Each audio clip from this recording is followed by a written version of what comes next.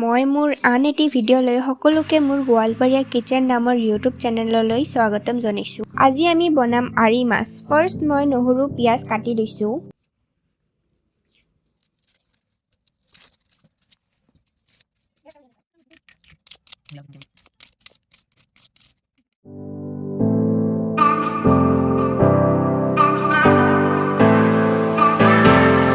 তাৰপিছত মই কেৰাহী গৰম হ'ব দিলোঁ। কেৰাহী গৰম হোৱাৰ পিছত সৰিয়হৰ তেল দি দিছোঁ।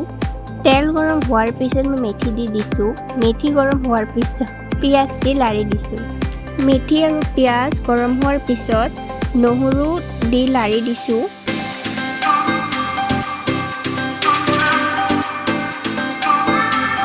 তাৰপিছত জলকীয়া দিছোঁ। তাৰপিছত গোটা নহৰু। তাৰপিছত লাৰি দিছোঁ।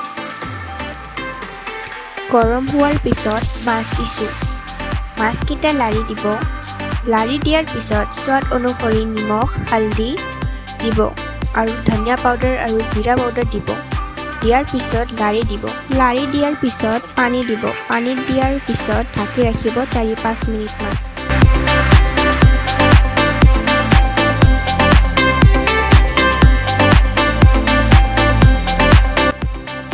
এতিয়া মই ধনিয়াৰ পাতবোৰ কাটি লৈছোঁ।